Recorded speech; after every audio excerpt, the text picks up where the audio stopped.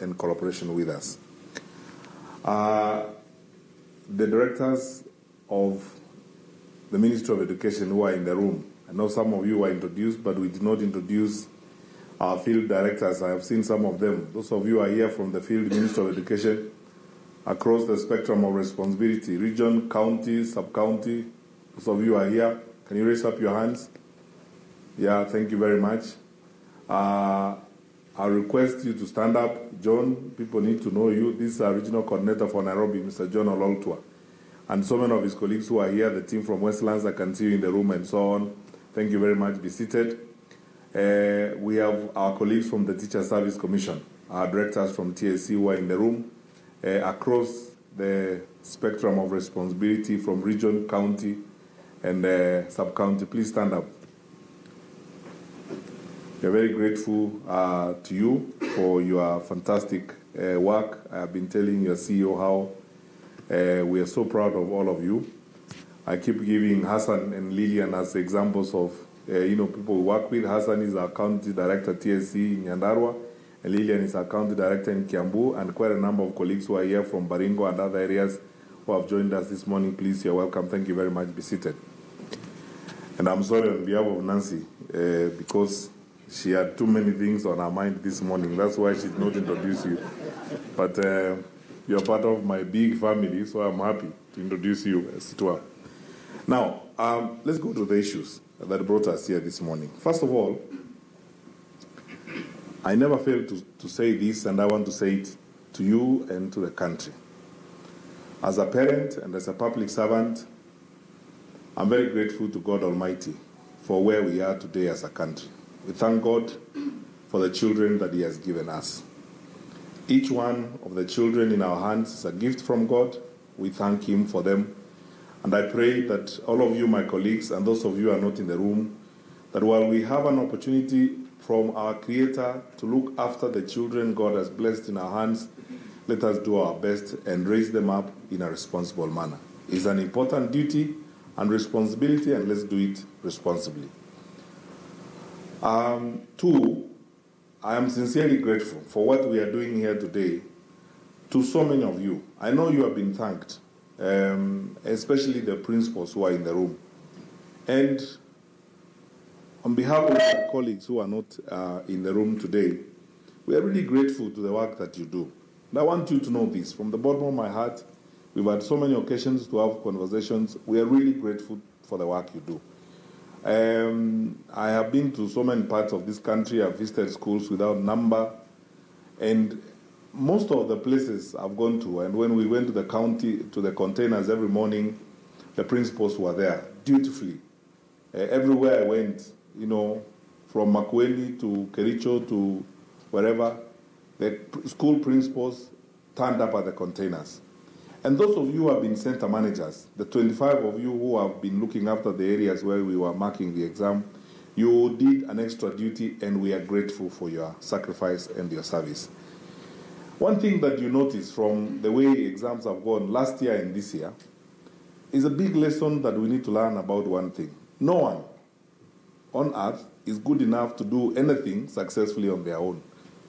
The partnership approach, or actually what our president has been ensuring we do in government, the one government approach, that we serve the people of Kenya as one government.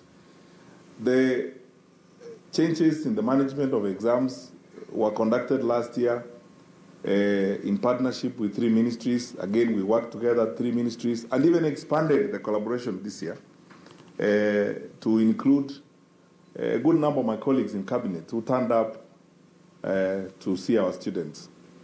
And I need to explain that the president required that because we've gone through a fairly challenging year, it's important for us to show our children how important it is that we think about them. And so he asked each of us, when we could find time, go to a school, hug a child, and wish them well and tell them it shall be okay, and sit for your exam. And that's what we did across the country. And I'm grateful to my cabinet colleagues. I'm very grateful to the Inspector General of Police and to the CDF, General Mwatete. In parts of this country, we could not move exams without the support of the Kenya Defence Forces and the National Police Service. And both the Inspector General and the CDF were very helpful to us. I am so grateful to my colleague CS Rachel Mamu, the Minister for Defence, that she and the CDF stepped in, and we did not have a hitch at all, as Professor Magoha said. And all that was made possible because of the collaboration we enjoyed across government. And I think the President's one government approach is the right way to go. We work better, we do more, and we go far when we are together, when we collaborate. You have seen how much we have been able to do by working very closely with our colleagues at the Ministry of ICT and embracing technology and consulting one another all the time with my colleague CS Musheru and his huge team. I'm grateful to all of them, and please CS pass our sincere appreciation to PS Victor Chalo and the team at the ICT Authority and everyone else we have been working with. We are so grateful to you. I thank NEC, Professor Magoha, and the team. We are grateful for your sense of focus and commitment. We would not have come this far without your support. I always reserve this for the last, and for two reasons. One, so that I express it very candidly, and second, so that I can also do my duty of communicating the President's appreciation to the Council, to all of you principals who are involved. On behalf of the President asked this morning when he received the report on this year's exam that I say this to you, that he sincerely appreciates the work you have done. And I know, and I can report here, that he's personally written to a few of you, personally, appreciating some of you principals for the work you have done. So some of you principals will probably receive a personal note from the President himself, appreciating the work that you do, and especially those of you principals whose schools have continued to do well and have shown a measure of consistency in what's going on. And even as I do so, I sincerely appreciate the strong leadership the President has provided to us. The President's reform agenda in the education sector has worked.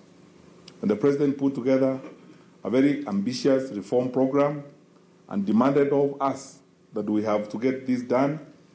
It would be easy for us sometimes to doubt whether the things that the President put out as a plan would work.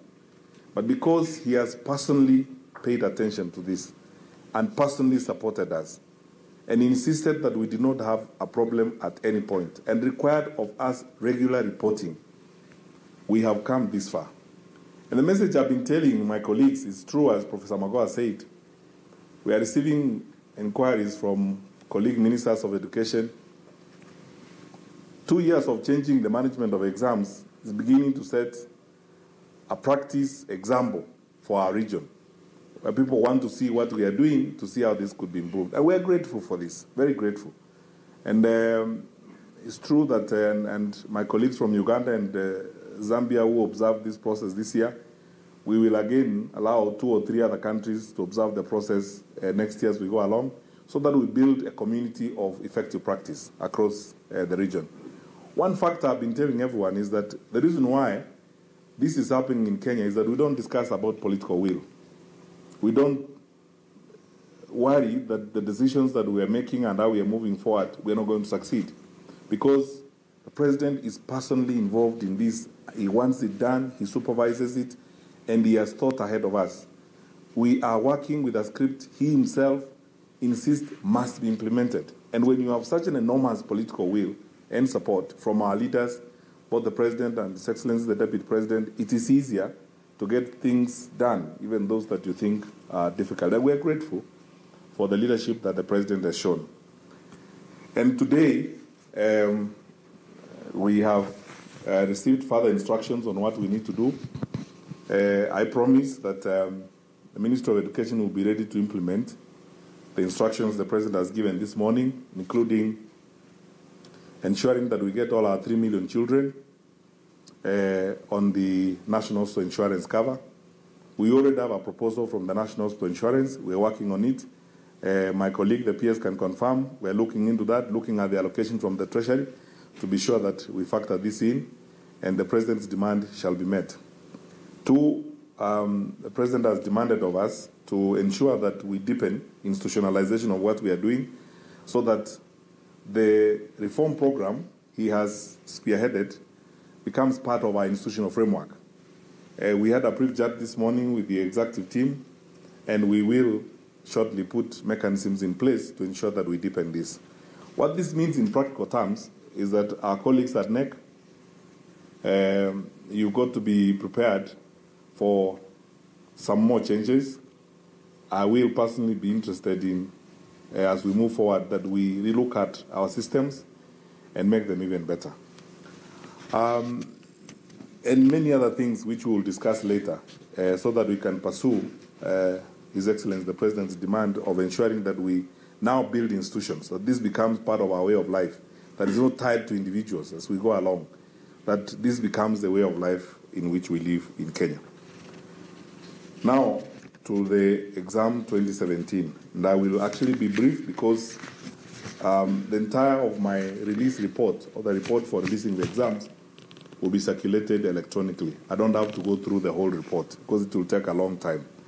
And we will be available to engage, at all times.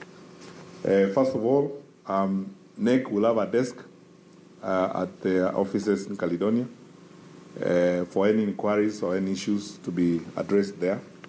So if anyone has got issues that they think need to be addressed, they can be addressed there. One issue that I lastly want to comment on before I go to the statistics and the information is that we have noticed this year a very, let me be honest, a frustrating and desperate attempt on the part of some teachers to prematurely open exams and engage in malpractice. 40 teachers from 2017 are facing disciplinary action, including principals. And we asked ourselves the question, how is it that when you know how stringent the management regime is now, why would you take the risks that you are taking? Because you know you could go to jail, or obviously you're going to lose your job in the process. And let's speak to each other candidly. It's because, A, some of our teachers are not teaching, and therefore the exam time becomes a desperate time. So you want to go to whatever extent, even to the despicable extent of seeing a paper for only 30 minutes, because the difference between the first and second paper was probably 1 hour. So even if you open it, by the time you take a screenshot and send it, that's probably about 30 minutes or so. It's not going to help anybody. That desperation is partly as a result of performance. It's related to non-teaching. And of course, bad habits, some of which have not gone away. In some cases, we acted sternly. And I have no regret about it. We deregistered one school. And I want to say to Nancy, because you asked this question, I want to confirm to you, any private school in the country that will hire a teacher who is not registered, or one of those teachers who have been deregistered, will actually be deregistered without cause. We will do so promptly. We are acting firmly in defense of our children. There are certain things we will not accept. And then we have to be clear with each other. On this one, we will act without mercy. We cannot compromise on the future of our children. And we will pursue these cases. We also realized that because the process of dealing with these disciplinary cases from the point of view of criminal prosecution is not fast enough, you have, offending colleagues who believe they can get away with it. For example, the 700 cases of examination cheating in 2015 have not all been sorted out. And so, 3 weeks ago, we formed a multi-agency task team. I was with Professor Magoa and Mercy when we met the Director of Public Prosecution, the Director of CID, all the legal teams involved. And this morning, it's good that the President directed the Attorney General to ensure that all those cases have been handled, and we will submit the report of all those cases, 2015, 2016, and even the 40 cases of 2017, so that they are all dealt with before we begin another examination cycle. Because that is how we make the point that there are consequences to misbehavior, as it were. And we will work in that kind of manner as we go forward. During the KCSE 2017, we noticed a significant improvement in some subjects and a significant decline in others. I need you good people to know that about 31 subjects were examined, a total of 76 papers, and we deliberately ratcheted up the numbers. We increased the numbers of professionals we hired to handle the exams up to 80,000 in 2017. The examiners themselves, we increased the number by 4,000, because in 2016 we had 16,000 examiners. In 2017 we recruited 20,000 examiners. So we increased the number by 20 so that we can complete the process fast enough. And as the chair of the council said, I am grateful to report that we have noticed a level of consistency in the manner in which the performance of our candidates has emerged. We have improved. These are the results. We have improved by 1A, because last year we had 141 straight A's. This year we have 142. So we have improved by 1A. However, I have noticed, and we all observed, a decline in the number of A minuses. In 2016, we had a total of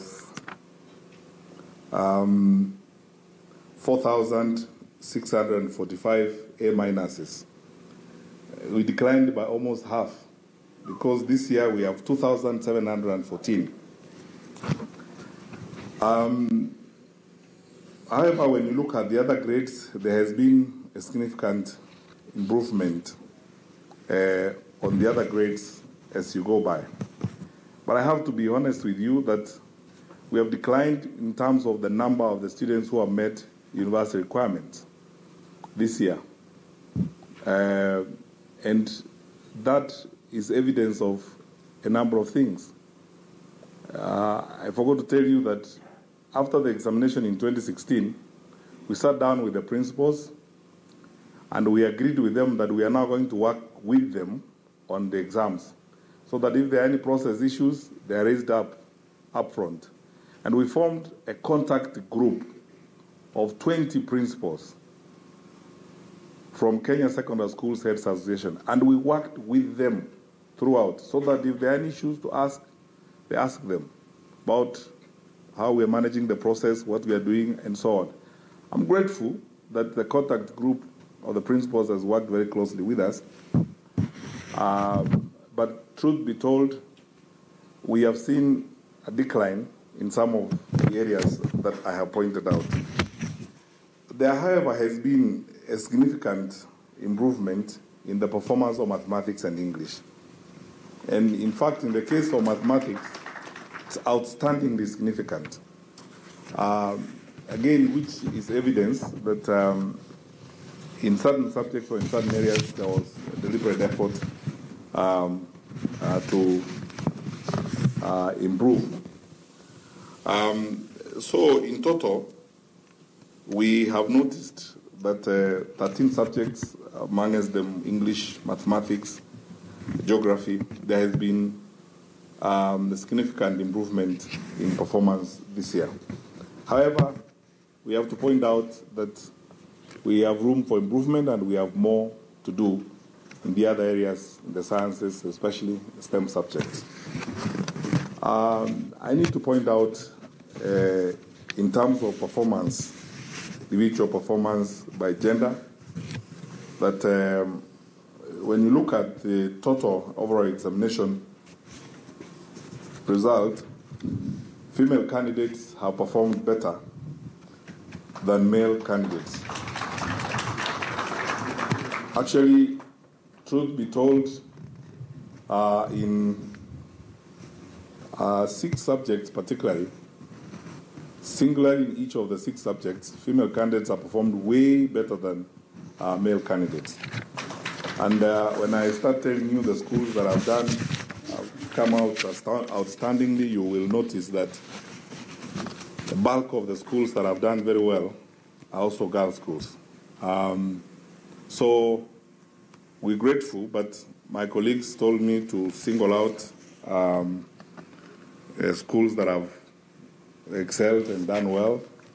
Alliance Girls performed very well. They have showed a measure of consistency in their performance. Kenya High, but the one that has impressed all of us most is Pangani Girls. Overall, Pangani Girls is actually the most improved school in performance this year when you look at the overall performance. But we will provide even to the media a detailed list, including what we call the merit list, how we rated the performance in terms of merit across the schools. What is extremely impressive about that merit list when you see it is that we have county and extra-county schools that have performed very, very well, which means that overall, when we are very honest in the things we do and we are focused and objective, we do well. Now, I was asked by my colleagues to mention of the top 20 students, there are quite a number, to mention about 3 or 4. Our best performing candidate with a mean of 87.011 is a student called Karimi Naomi Kawira from Pangani Girls High School.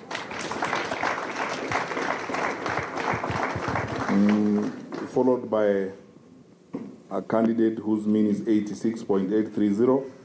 This is Sharon Chepchumba from Moi Girls High School, Eldoret, Northern District. Kamau Brian Minor, 86.757 from Alliance High School. Odero Donata, 86.561 from Lenana School. Muutu Harriet Mweke, 85.956 from Mary Hill Girls. Brian Ongiri Onkundi, 85.944 from Kanga High School, Migori. Mora Mongina Defense, 85.910 from Pangani Girls. Mwatate Emily, 85.883 from Pangani Girls again. Wahome Sheri Wanjiku from Moi Girls High School, Eldoret, followed by Omondi from Maranda, followed by Akinyi from Kenya High, Wanda, Kenya High, Shikuku Mari, Kenya High, Yusuf Ali, Stare Boys Center, Moi Girls High School, Eldoret again, Light Academy. And the list continues. We will make it available to you. So, on the boys' side, we're very impressed by Maranda High School because Maranda has also registered an outstanding result, which is a significant improvement on last year's result. And we're very grateful to Maranda High School for the results that they have registered this year. You will notice when you see the results that every effort has been made. As Professor said, we had followed all the processes. Somebody said last year we did not have an awards meeting. We had a long one this year, and very scientific one, and the chief examiners in the room have the reports for it. Lastly, which is something that no Minister for Education would like to do, is that we have decided to withhold the results of 10 schools because we want further analysis of the scripts from those 10 schools.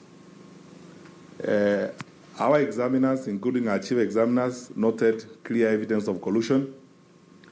But because I know people are going to come up and ask us to prove further the decisions we have made on those candidates, we have asked for more expertise. We'll compile the report and we'll be ready to provide a report on those 10 schools on 18th of January. Some of these schools, one of them is a school we deregistered, private school we deregistered because of the challenges they had. And one or two of the schools have engaged in very frustrating malpractice. I want to narrate an experience. This is the conclusion. In one school in this country, in Rift Valley,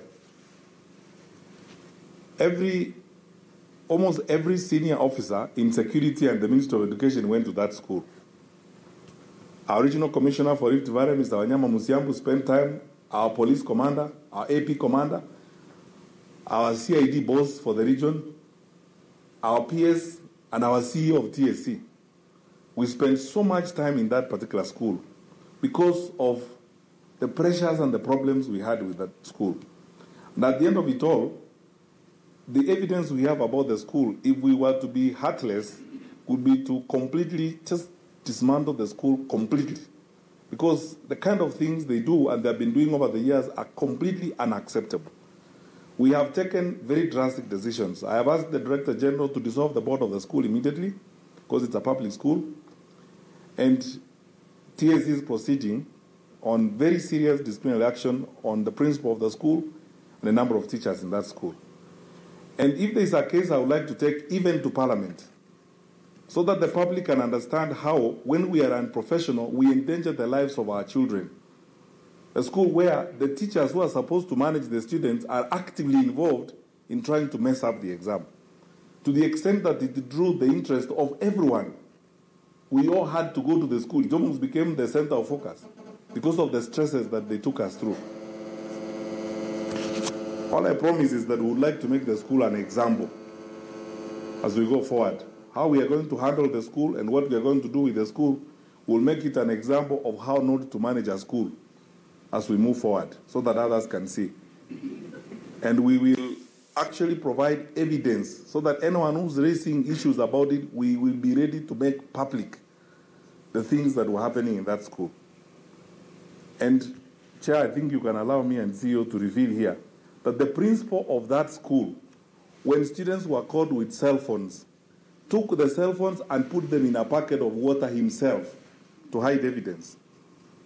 That's what I was talking about, the desperate efforts that people go to try and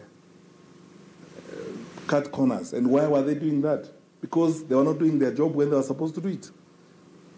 We will not allow anybody to do that in a school in this country. And we will make those people an example to the rest on how not to behave, as it were. And we will all be mobilized. The sector will be mobilized. I've discussed this with the Director of CID. He's very well aware of the case. He's seized of it himself. And we are working on every aspect to be sure that we sort out those kinds of problems. With the measures we took is not a joke. We are securing the lives of our children. And our children are more important than anything else. I think for those who are not in any of the 10 schools, you can send an SMS to 22252. For those who are not in any of those 10 schools, you can send your index number to 22252 and get your result. And if you have any issues, the CEO of NEC has got a desk ready for you. Make any inquiries you wish, and we will be available to engage in constant discussions as we go along. May God bless you indeed, all of you good people. And I wish everyone a Merry Christmas, prosperous New Year, and thank you.